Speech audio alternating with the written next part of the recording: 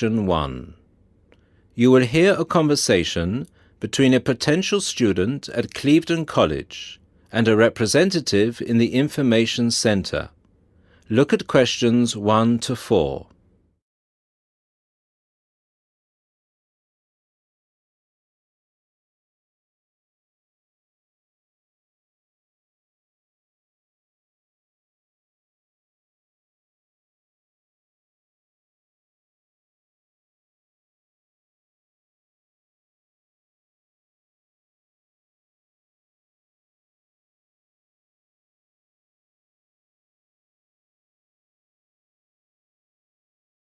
Listen to the first part of the conversation and answer questions 1 to 4. Good morning, Clevedon College. Can I help you? Yes, please. I'd like some information about evening courses this term. Okay. Which subjects are you interested in? 2 subjects, actually. Languages and computer skills. Okay. What languages are you interested in? Actually, I'm not sure. I have to fulfill a language requirement for school, but I haven't really decided what language to study.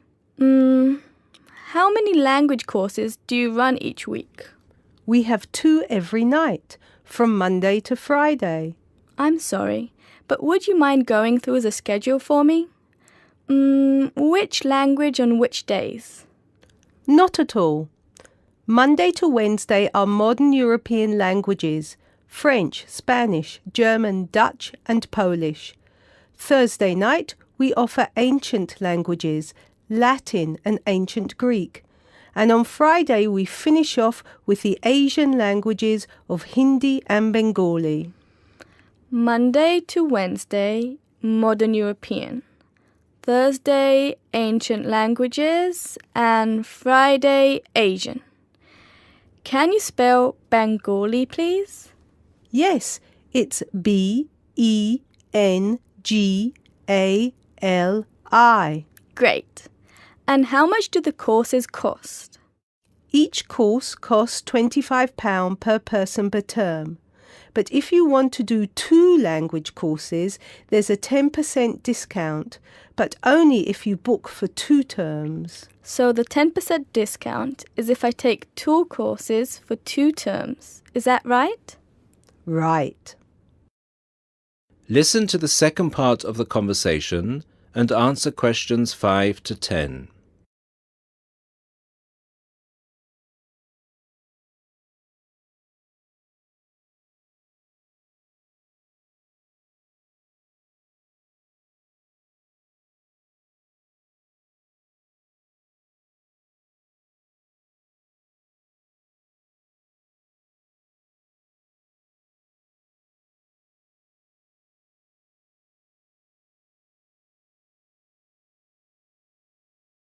As the conversation continues, complete questions 5 to 10. Would it be possible for me to book my classes right now? No, sorry, the computer's down. What I suggest you do is call extension 9694. Oh, no, sorry, 6994 after 6 p.m. and ask for Mrs. Johnson. I'm sorry, I didn't get that. Did you say 6994 after 6 p.m.? Yes, 6994. Please ask for Mrs. Johnson. Thanks. Okay. Can we now look at the computer skill courses? Yes, of course. Computer classes always start in the first week of the month.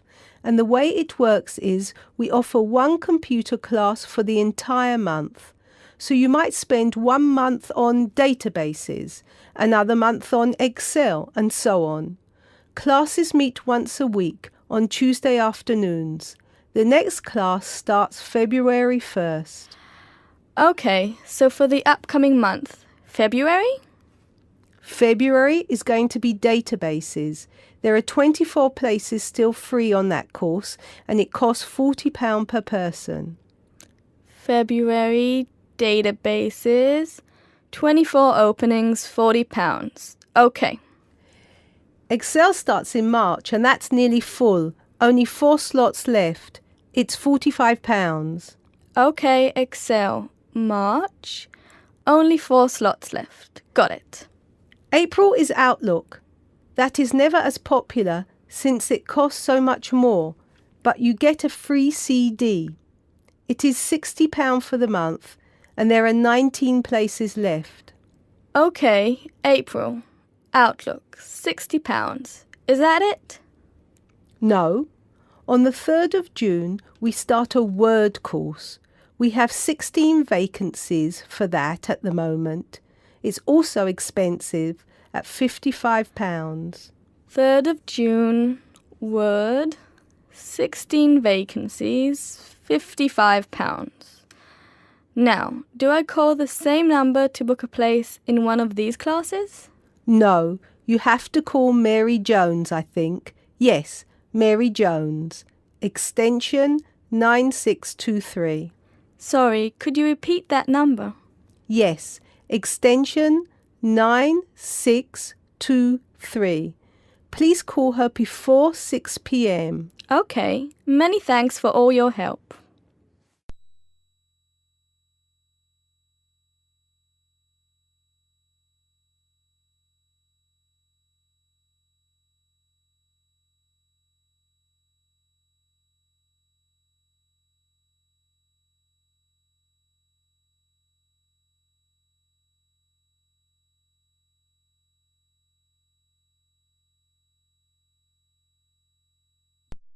Listening section 2. You will hear the principal of a university welcoming his students. Look at questions 11 to 17.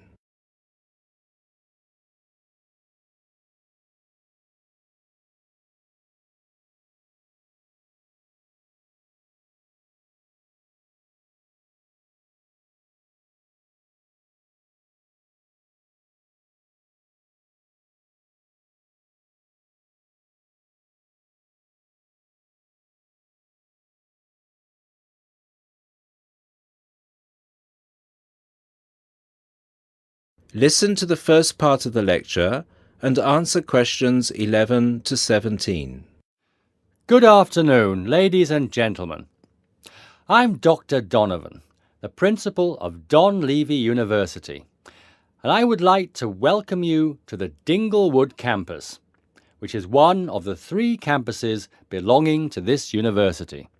This campus, Dinglewood, is where I have my office, and it's also the location of the Languages and Science campus, so some of you will be studying here. Dinglewood is the most northerly campus.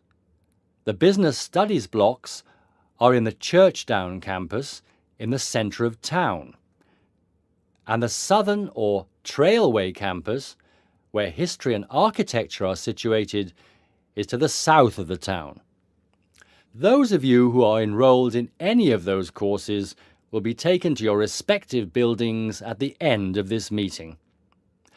Those of you studying on the Dinglewood campus, you will have a tour later too.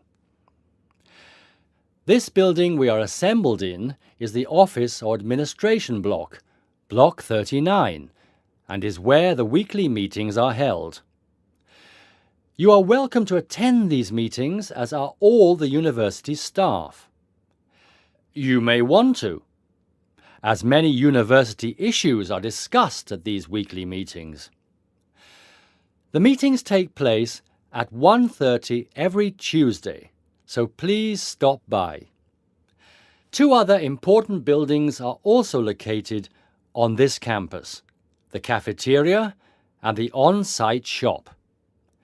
You can purchase all the required books and any stationery you need for your courses at this shop. Please bear in mind that even though you have shown your ID passes to enter the site, you still need to use them again to buy anything in the shop or cafeteria. This is for security reasons. Now look at questions 18 to 20.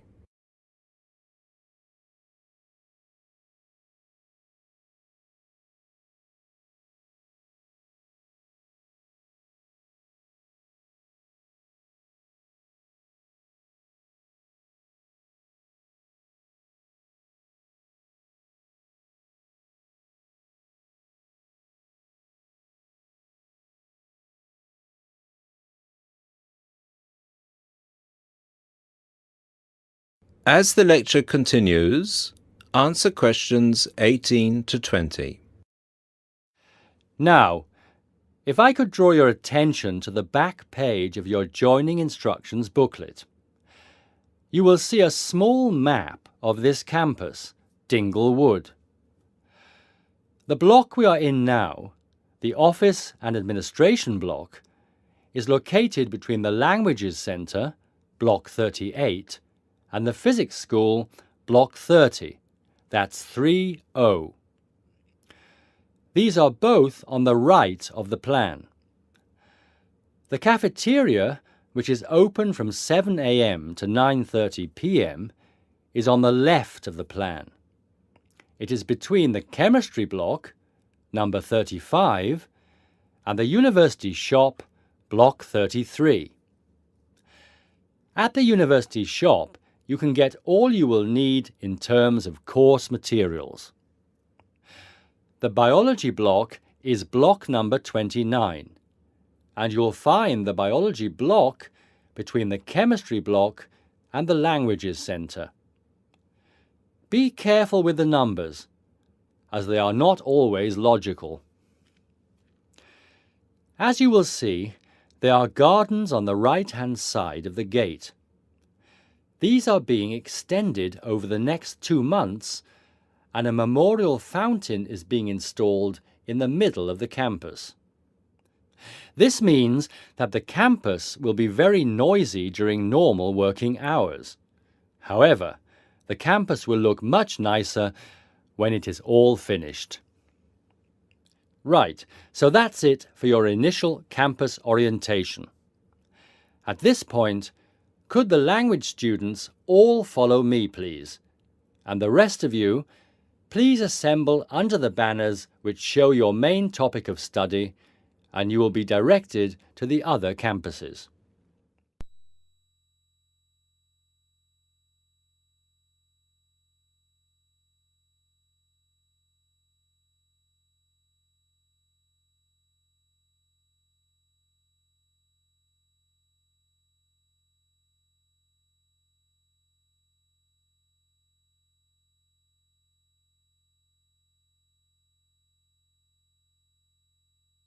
Listening section 3. You will hear a conversation between two people who are about to share a project at work. Look at questions 21 to 30.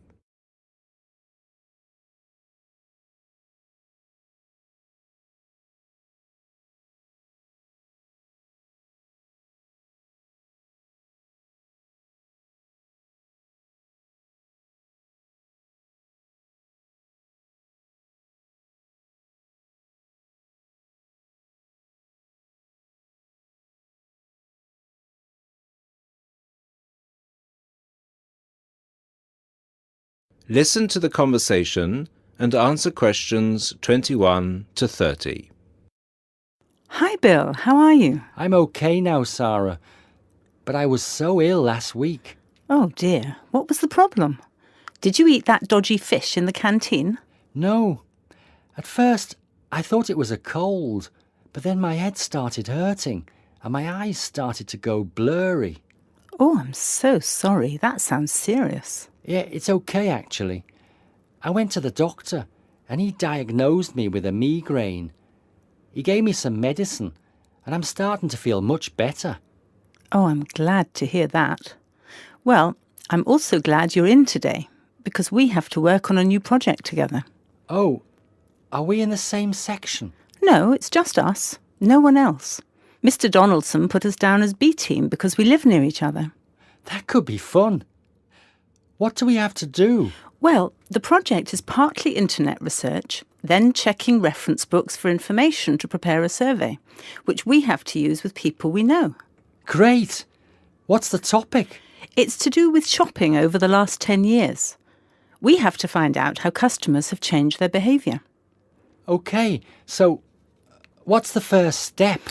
I think the first thing to do is to check the list of references he gave me. But my computer is in for repair, so if I check in the reference library, would you be willing to look up some references online? Once we're done with the reference checks, we can write the questions together. That's fine. I'll do the internet research. So, what sort of shopping are we looking at? Only food or goods or clothes shopping? We have to find people who are willing to tell us about personal things, like deodorants, cosmetics, soap, or vitamin creams. The other groups are doing food, electrical goods and clothes. That won't be so easy, Sarah. People might think those things are a bit private. Yes, I thought about that. I'll ask the women and you can ask the men. That should work okay. Well, if you think so. Give me the list of references then. Sorry, I left them in my other bag at Joseph's house. I'll get them for you tomorrow. OK. Well then, this afternoon, I think I'll catch up on the notes from last week. Can you help me, or are you busy? I've made you a copy of my notes already to save you time. Here you are. Wow, thanks, Sarah. That's so thoughtful. Well, since there's nothing for us to do right now, shall we go for lunch? Well, actually, I'll have to catch you later. I have to go to a meeting this afternoon. Can I phone you tonight to arrange when to meet? No, sorry. I have a date. Can we meet in the laboratory for the first class tomorrow? I'm not sure because I have to go to the library to collect some books. What about meeting there at lunchtime? Do you mean in the lab? Yes. OK. See you in the laboratory tomorrow at noon then. Sounds like we have a lot of work to do.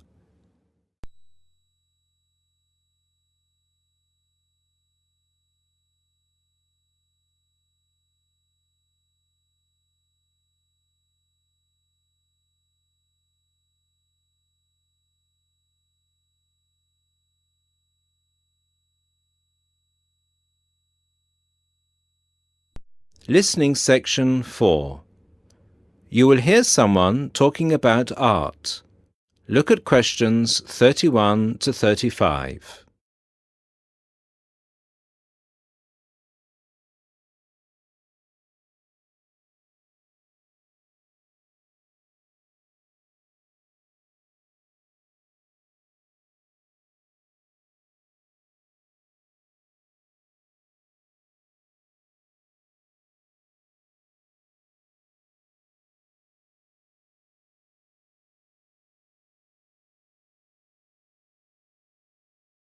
Listen to the first part and answer questions 31 to 35.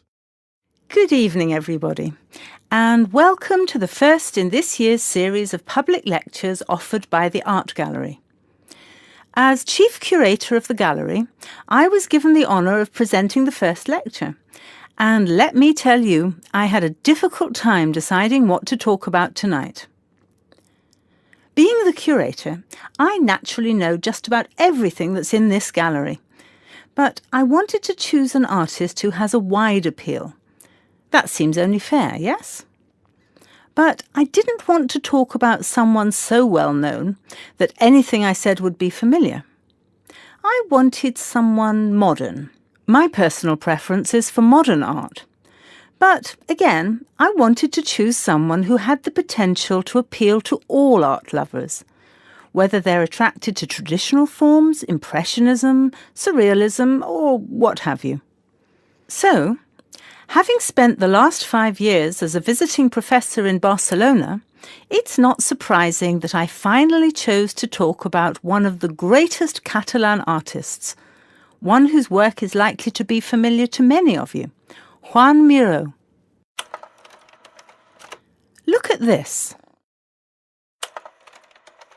And this. And this. Ring any bells? Miró's most famous and most widely reproduced works tend to be like this. Bright primary colours with lots of asymmetrical forms. He painted on large canvases, larger than himself quite often, and his paintings depicted birds, trees, flowers, and other features of the natural world. But Miró produced a great variety of work, and it's about some of his lesser-known paintings that I would like to speak this evening. Miró was born in Barcelona in 1893, the son of a goldsmith. He began to show talent very early, and in 1926 went to Paris, where he was drawn to the Surrealists of Montparnasse.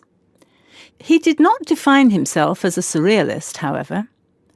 He preferred to stay free to experiment with other artistic styles as he wished. Miro had an intense dislike of much of the painting and many of the painters he knew. He wished to do something totally different, to express his contempt for bourgeois art. And yet, ironically, Miro's success has made his works much in demand among art collectors of the world. But we can't really talk about the artist without looking at his art. And that's what I'd like to do now. To take a look at just a few of Miro's works and think about what it is that makes them special. Special to me, and to a great number of people who flock every day to the Miro Foundation in Barcelona. Now look at questions 36 to 40.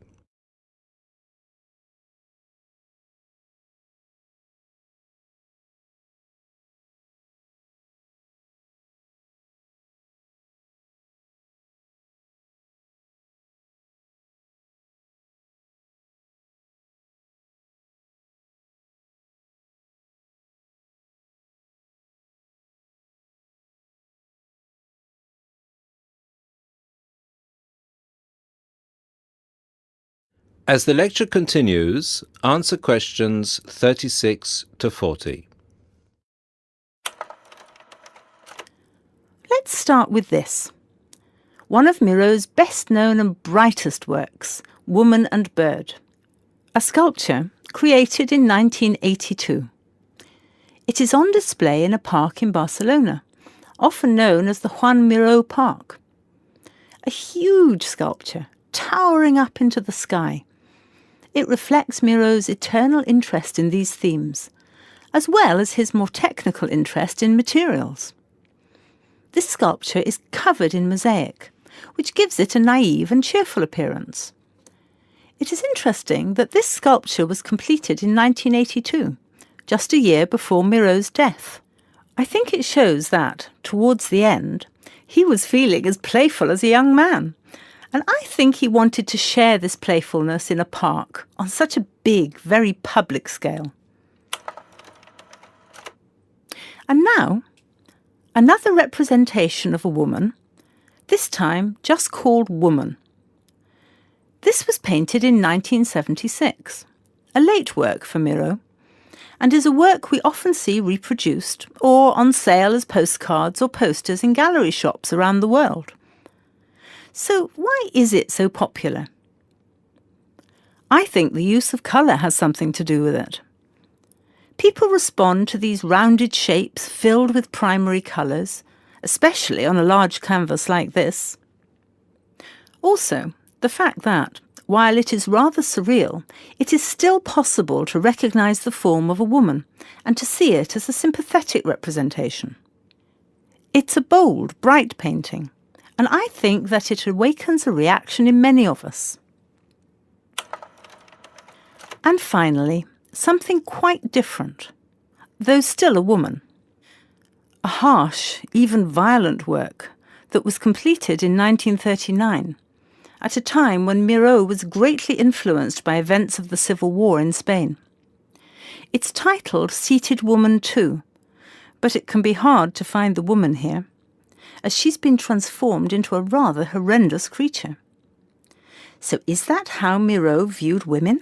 As grotesque? Not at all. This picture can also be seen as strong, with a huge base and solid shoulders to support those who depend on her. In this painting, her arms and neck seem to grow as vegetation out of her shoulders, representing woman as a fertile ground, perhaps. We also see here the fish and birds, the moon and stars so typical of Miró's work, making her a creature of nature and of the heavens as well. And that's all we have time for this evening, I'm afraid. I hope that you've enjoyed this brief look at Miró's work and that you will enjoy the other lectures that follow this one. Thank you and good night.